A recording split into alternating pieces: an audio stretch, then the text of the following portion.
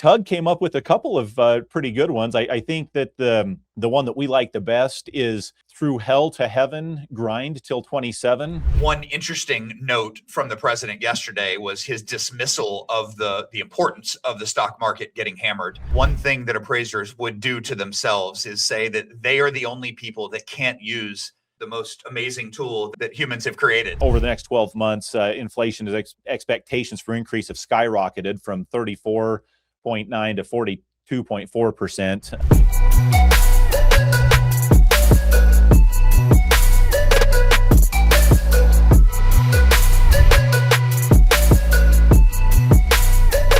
Episode 84 of the award-winning Market Moves with Mark and Jeff, two uninteresting guys talking about interesting times.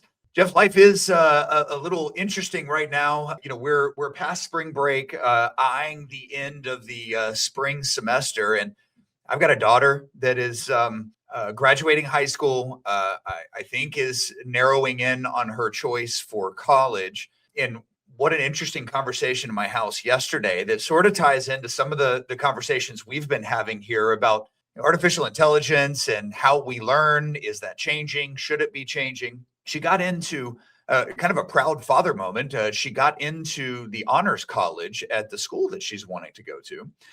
And first, you know, I'm a little surprised that she doesn't usually fall in the Gen Z sort of stereotype, but she was not nearly as excited about this as I was. And we're having a lot of debate and still much to go as to whether or not she should be doing it. And one negative that keeps tugging at me is if I believe a little less in school these days, which I do, is diving deeper into school in an honors college, something I can really, you know, kind of ethically or morally push her into.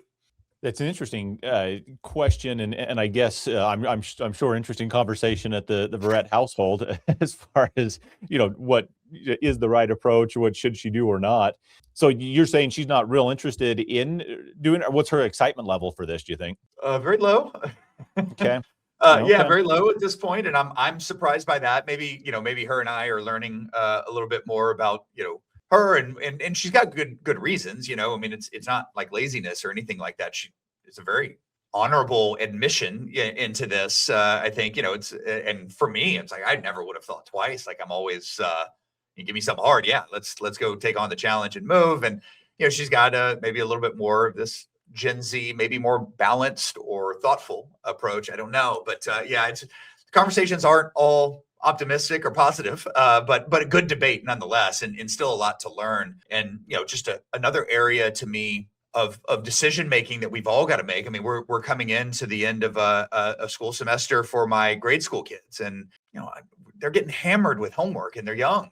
Why? What are we doing? And this is a sign of excellence of a good school, right? At least traditionally, it's not really how I view it. Like I'm following people like Alpha School that are, you know, developing the time back application, which is learn better than everyone else is learning in 2 hours a day. And I think it's working, and it makes all the sense in the world to me. So, you know, it's just a lot of decisions that I'm faced as a parent here that, you know, I think roll over into all sorts of business concepts. You know, it really does. And there's the business of education. There's the business of investing in yourself for how to prepare for the future. And, you know, I don't know if any of your kids are getting this sense or not, Mark, but I hear some. In fact, was visiting at some in-laws over the weekend, and they've got, you know, our kids have cousins that are kind of similar in their age. And, you know, I've heard them expressing, you know, kind of a dislike or even a disdain for artificial intelligence described generally. But then as I asked them about, well, that's interesting. Why? Like, tell me what's going on with that. And they aren't pushing back against it in terms of what it can do for productivity, for research, for, you know, maybe some of the traditional use cases that we would think about in a business application. But, you know, they were really negative on it for like creative and artistic expression, like creating, you know, videos, images, stuff that isn't something that an actual human did. And you know, they're kind of into the music scene, into, you know, a little bit of the photography, you know, scene and that sort of thing. And so I could understand where they were coming from. I mean, I think the world is, you know, learn how to effectively leverage the technology, you know, in whatever field you choose to go into. I think, you know, it should be embrace artificial intelligence, and become the expert in that and your field versus, shy away from it.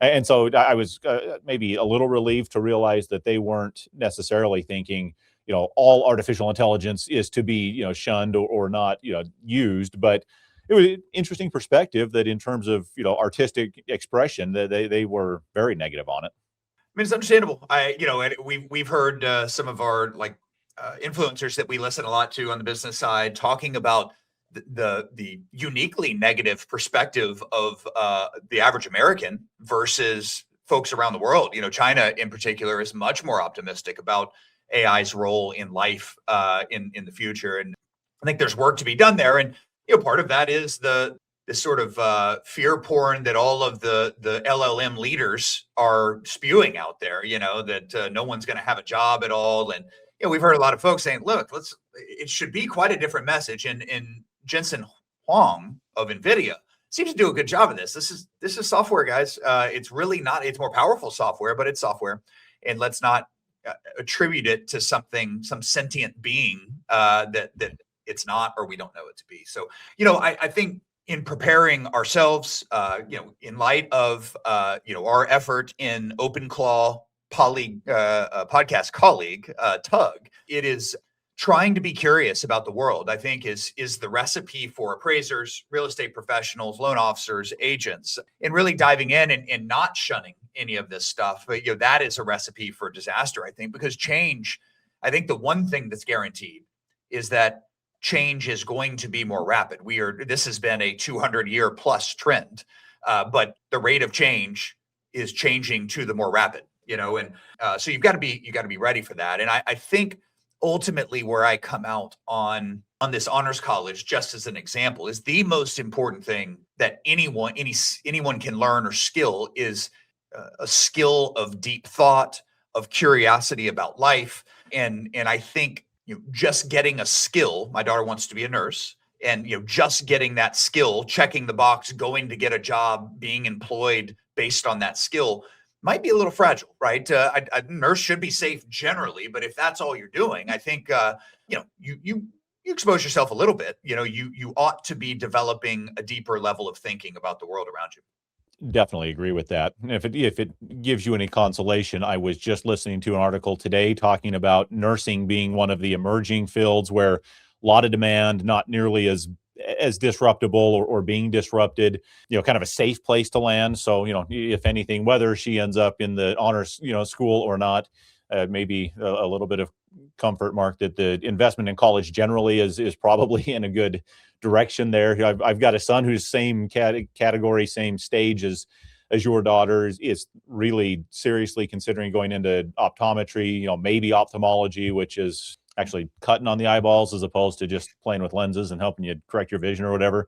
But, you're going through that same level of question of where do I go initially to school and how do I navigate these things? And is this a career that's going to, have longevity in this, this current environment? I think it probably is, but it's a good reminder for me that this technology touches everything. I mean, appraisers in our very specific niche worry about what's going to happen to them, but it's everything across the board that's evolving. And I totally agree with your perspective that, the curiosity and just the desire to understand the world around you and to try to, learn and better make sense of it is the right approach going forward. And to be honest with you, the technology is evolving just at a mind-blowing pace, but I don't remember if I've mentioned this or not on the podcast. I've been listening to a biography on Benjamin Franklin, and you rewind the clock back a couple hundred years, and he made some very interesting and insightful discoveries and inventions. In fact, he was just talking about his invention of the bifocal lenses, which are still kind of a factor today.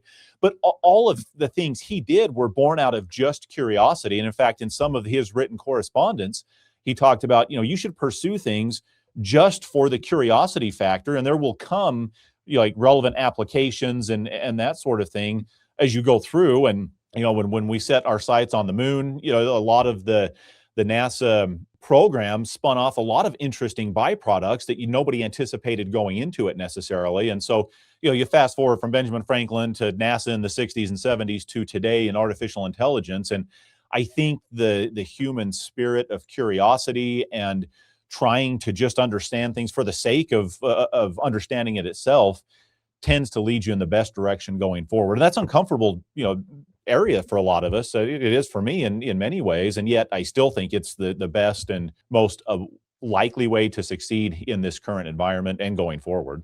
That's, I slipped in, minorly plagiarized, Jeff, but I'm not even going to attribute it. But I had slipped in a quote introducing our last episode, which was letting the light of the future pull us forward. And I think this is really a nice summary of what's going to win here, how we should all view ourselves, and kind of this like aura that should be about us in this time. And I think to no surprise of any listener here, Jeff, everyone is getting an idea what it is to grow up in a Mark Verrett household. Not any fun for anybody. I feel very bad for all of my children, but yeah, so there we are.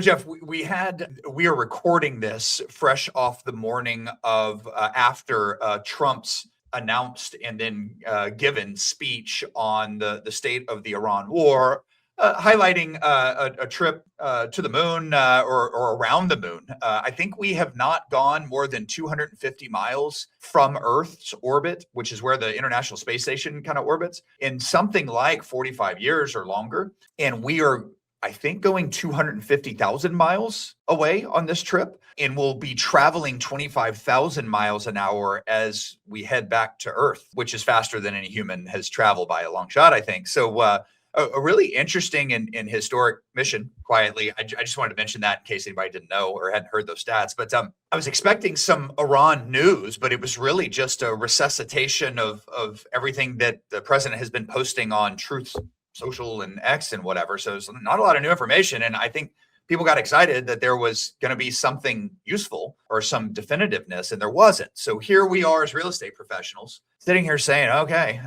this is nasty. I don't really have an off ramp to the high interest rates, the high gas prices, et cetera.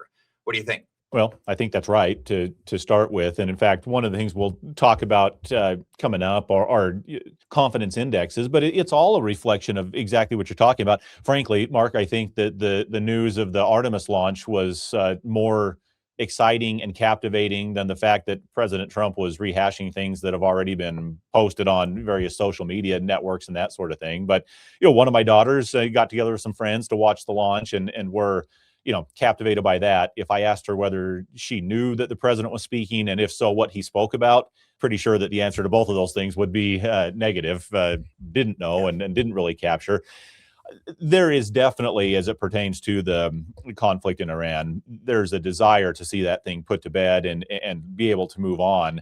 Whether that desire can be realized or not, I don't know. I mean, I suspect that the president would have liked to have had something more definitive and conclusive to be able to report. Why call the big PR thing and not have any material or interesting information to share? I don't know.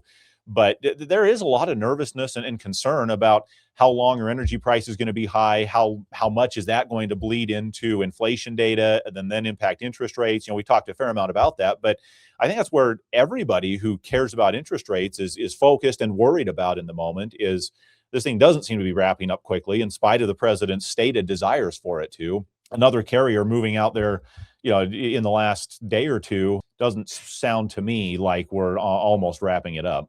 Yeah. So where does that leave us with real estate? Well, it has left us where we've been for the last 6 weeks. What I think you said 32 days this thing started 32 days ago. I'm going to read to you or summarize 3 headlines here, Jeff, that summarize the state of affairs. According to Redfin's data, nearly 14% of pending sales in February of 2026 were canceled, which is the highest on record going back 10 years.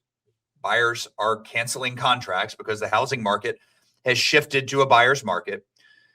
Second, Zillow just downgraded their 2026 housing market forecast, cutting, and I think this is mortgage activity, from 1.9% growth to 0.5% growth.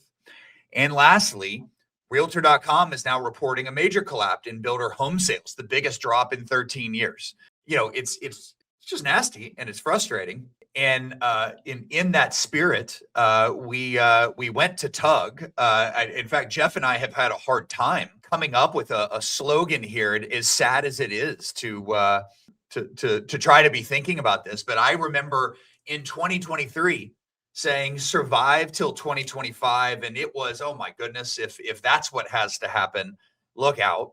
Well, that clearly is no good. I'm not sure that 2026 is the slogan to use for rebounding here. I mean, we're a third of the way through the year, and we just don't have any momentum, and I'm not sure where we're going to see it. So we had Tug go to the drawing board here and try to help us come up with some slogans. It's not easy, I'll say. Not a lot rhymes with 7, and Tug struggled a little bit, but we did get 3 that were worth posting here. Jeff, what do we think? Well, I don't know if you've listened to me or not. The only alliteration I could come up with also was heaven, and I made some quip. I can't even remember what it was exactly, last time talking about that, but it it was pretty good. It's fun to see like what can be generated. And maybe worth noting too, Mark, you had asked Grok to give some suggestions on this, slogan of surviving until 2027, and it fell down pretty miserably. It didn't give anything that was really noteworthy.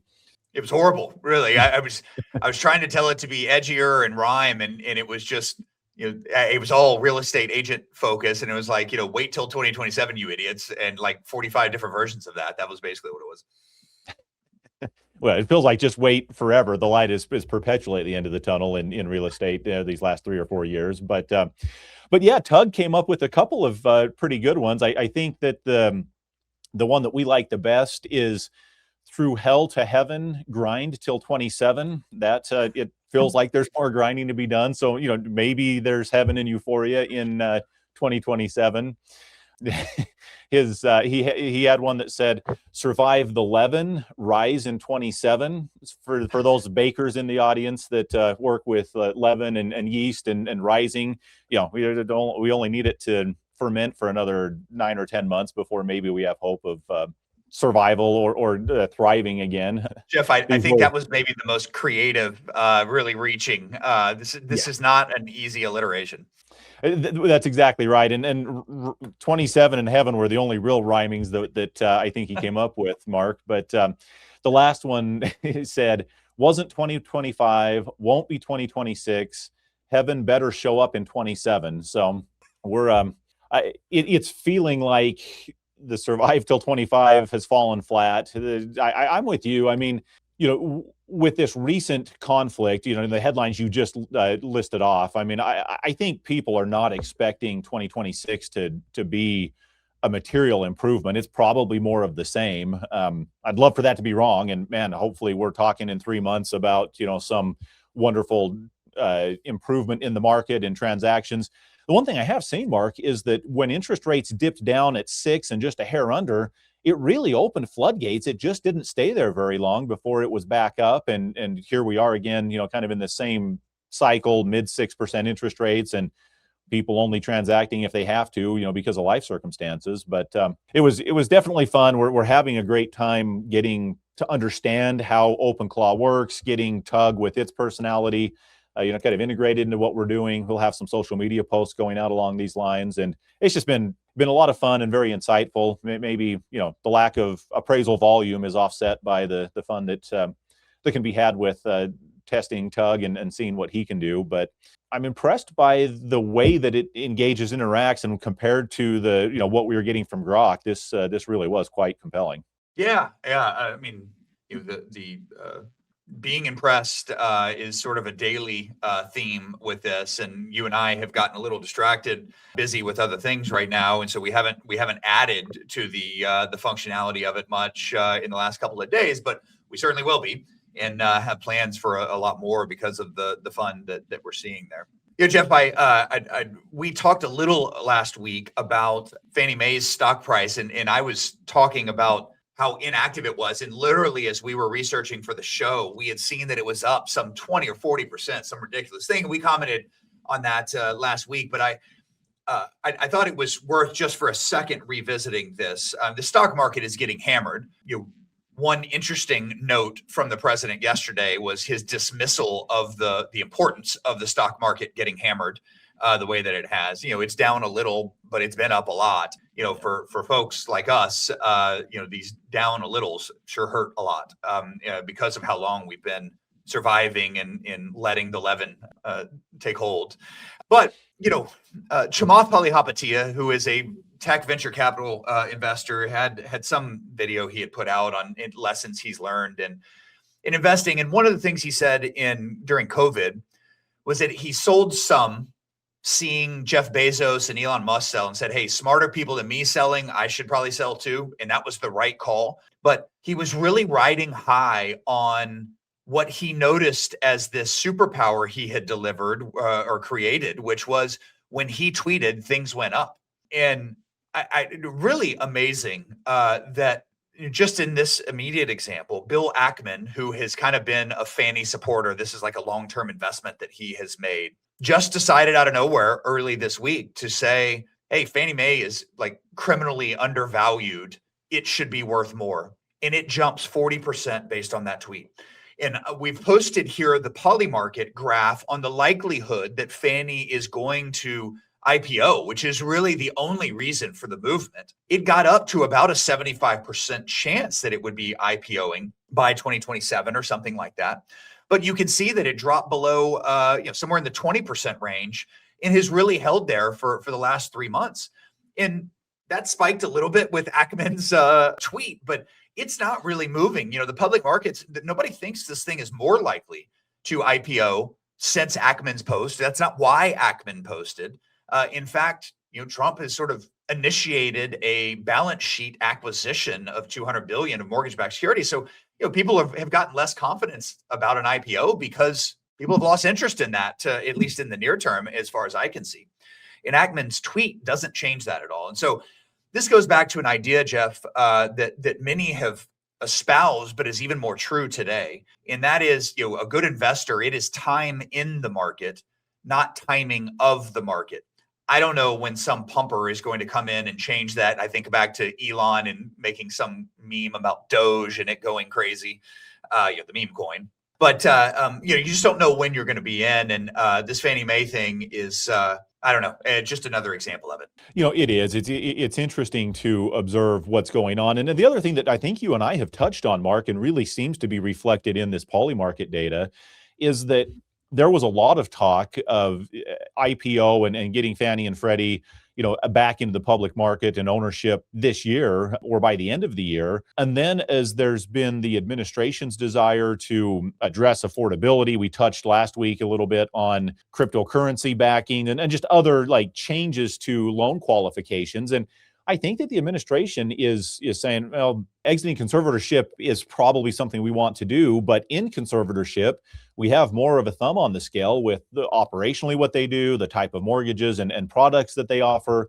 This buying of $200 billion in mortgage-backed securities was really an effort to try to, adjust interest rates and address the affordability issue. And so I think that there's probably a conscious decision to postpone the IPO, which is what's reflected in the Polymarket data. That's what people are betting on, is that it's not likely to IPO as soon as was initially thought. And I think the administration is potentially seeing Fannie and Freddie as a tool to help address affordability. You've got a midterm election coming up, and there certainly are political motivations for doing that. And this data just kind of bears that out, that whether intentional or not, the likelihood of them going out of conservatorship seems significantly lower than what people were thinking at the end of last year. You bet. Well, it's just a wild time to be in the markets, and it can be not fun. I can't imagine being a trader out there in this sort of stuff. Just ugly. Jeff, I thought we would jump over to the riveting content of Advisory Opinion 41. You want to tell us a little bit about what this is? And, I think important in the world of appraisal, for sure, as we are learning to interact with artificial intelligence, kind of going back to what we talked about at the start of the podcast here. What do we got in AO 41? Yeah, I think that the conversation around artificial intelligence is perceived by the next generation, and some adopting it, some shunning it, is definitely an apt metaphor for what we're seeing in professional circles in all walks of life, and appraisal certainly no different than that. So the Appraiser Standards Board, basically is charged with establishing and then maintaining the standards for appraisers. And as part of doing that, we have our professional standards that appraisers have to follow, uniform standards of professional appraisal practice. But as part of that, as part of the interpretation and guidance on understanding what are the appraiser's professional standards, the Standards Board will issue advisory opinions, frequently asked questions. They'll issue some guidance in interpreting the document. And the document itself is not terribly long, but this advisory opinion 41 is setting out to address very specifically what is the role of artificial intelligence in appraisal and valuation, what is the appraiser's responsibility in the utilization of artificial intelligence, and so it's seeking to address things like, is disclosure required? If so, at what level?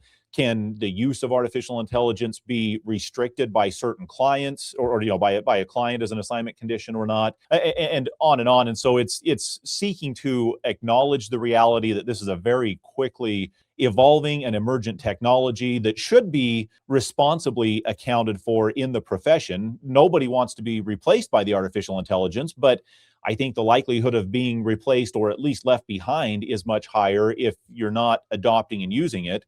The question is, how do you do it responsibly, professionally, and in a way that enhances the appraiser's work products and the credibility ultimately of appraisals that are being done, as opposed to finding some alternative to those, Mark. And so the advisory opinion is out for public comment. It's available for people to give perspective and comment on, which I think is an important part of the process, to view and consider all different views and perspectives on it. But it's kind of a summary of where it's come from and what it is specifically.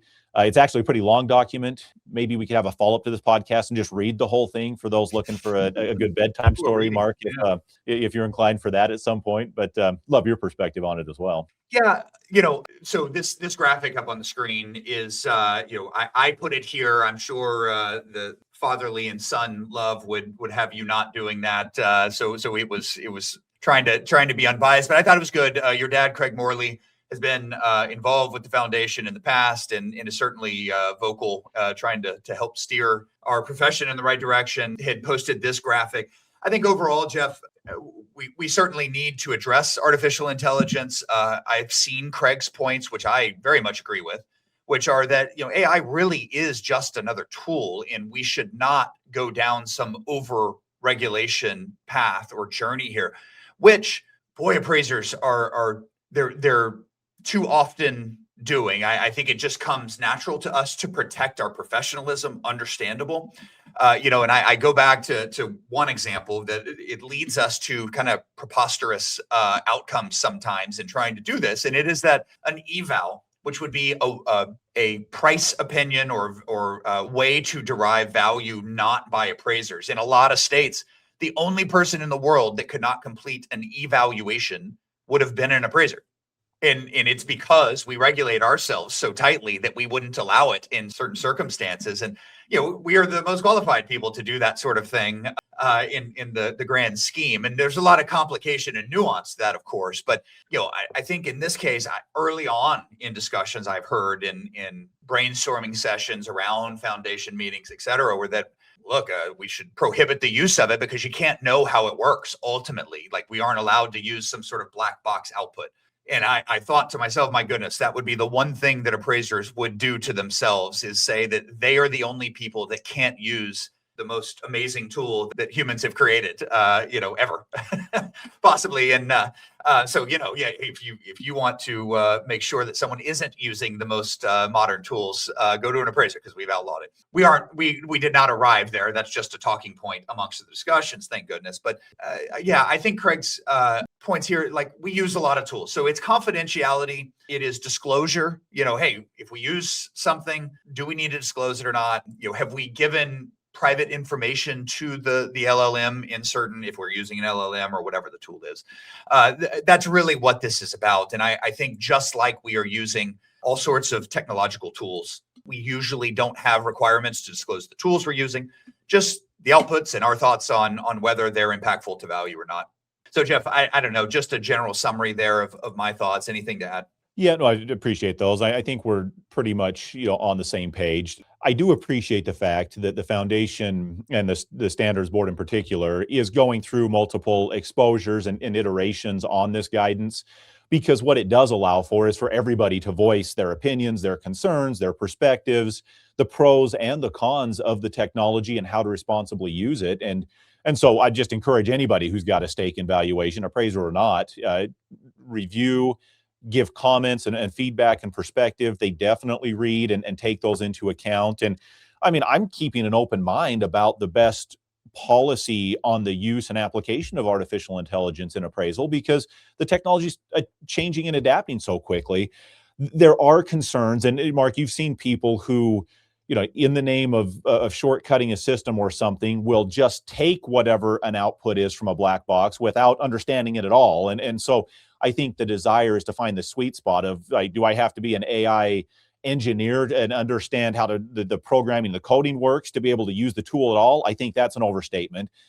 But on the other hand, you shouldn't have professionals that just say, hey, AI, what's the value of this home? Okay, whatever you say, I'm going to put in my report and run with. Or what should I adjust GLA at? Okay, you just said that. I'm going to take that without any other professional judgment applied and use that and consider that to be good enough. This question even came up in our most recent appraiser state board meeting that we had, where a trainee was asking about the use of artificial intelligence, and of course we referred them to E84 and at least the current iterations in the exposure draft. But my comment was basically, some support is better than no support for what you're doing. And unfortunately, we see situations where some appraisers have no support. I just do what I was told to do, and I don't really know how to extract information from the market. Using artificial intelligence can be a very helpful tool in that, but it has to be thoughtful. It can't just be, tell me the answer and I'm going to take that at face value without any scrutiny, without any critical thinking, and just run with it from there. And I think, you zoom out a little bit on this conversation, and this is the challenge that artificial intelligence provides, the challenge and the opportunity both, that it's very powerful and we should be using and learning how to apply it. We just have to be thoughtful in its application. And so the advisory opinion is wanting to set the proper standard where we don't have people blindly using something that they don't understand at all, and that ultimately leads to results that aren't believable and are misguided.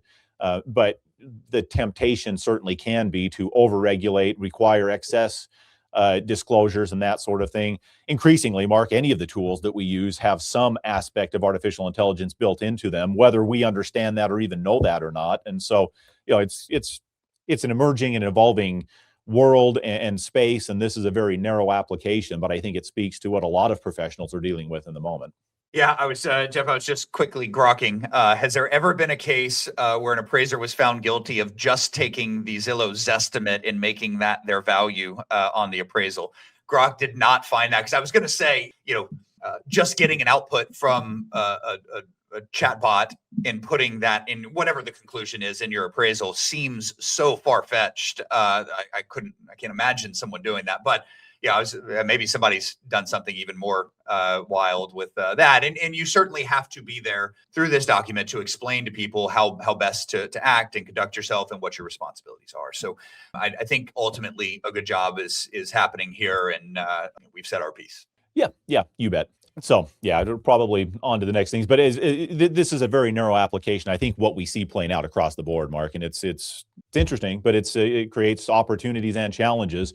I do remind people, you don't just have to take the answer. You can ask for it to show its work. You can cross-check it against a different model.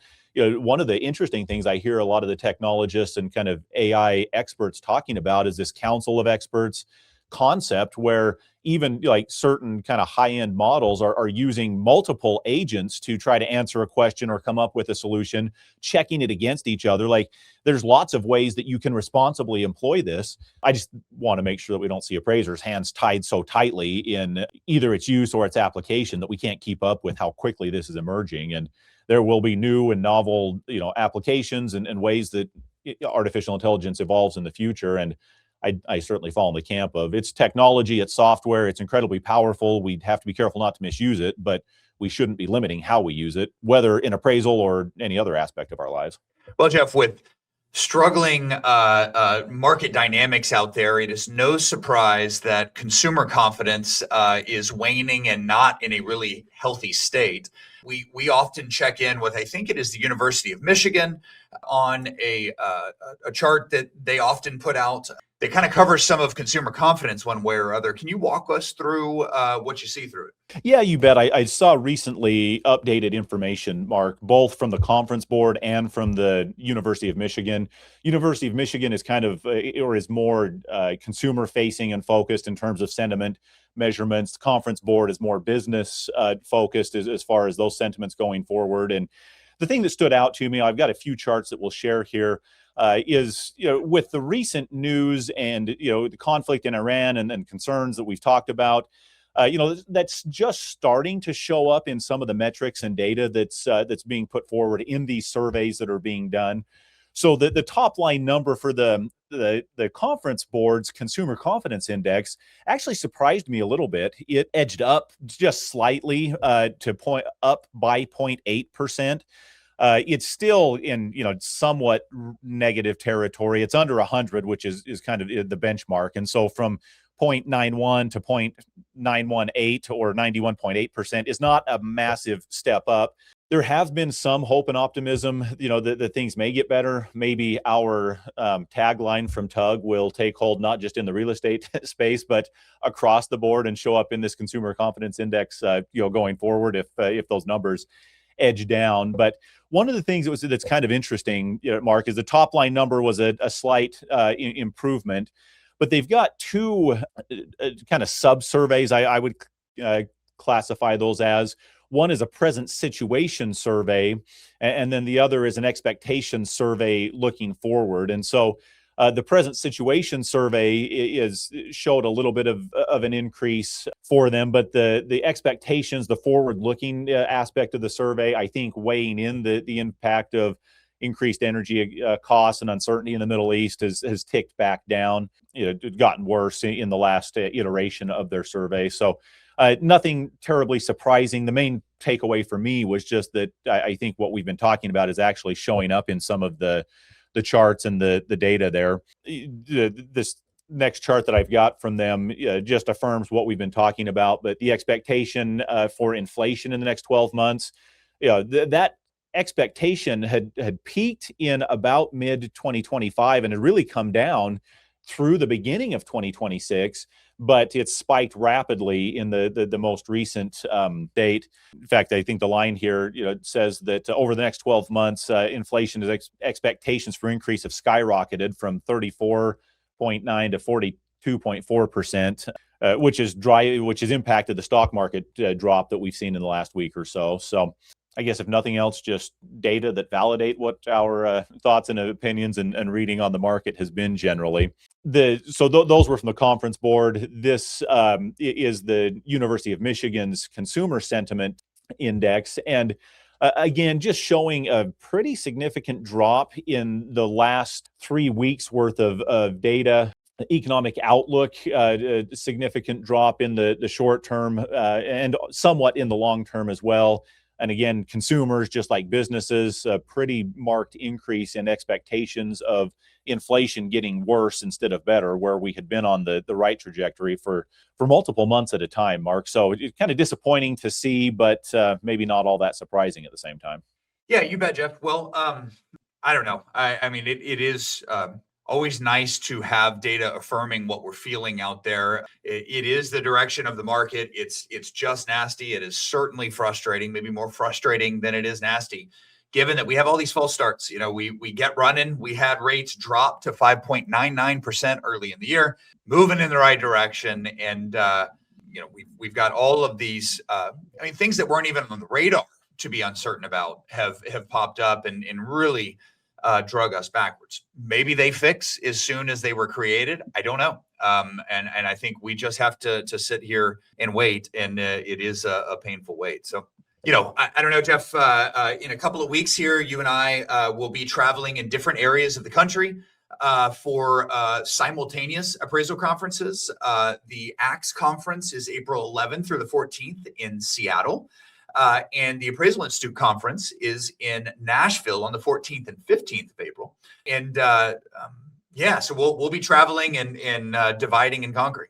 Yes, we will. I've been disappointed that the conferences overlapped. Would have loved to have been able to be to both, but like you say, we'll represent Market Moves at both of those venues. Both will be great, I think. Definitely looking forward to that. We're doing a trainee event that we did for the first time ever last year in San Antonio, kind of in your neck of the woods, where we did an off-site field trip. We take trainees and a few appraisers to an actual builder's development, and allow technology companies to come and kind of demo some of their in-the-field data collection and stuff. So doing that again in Seattle is going to be a lot of fun.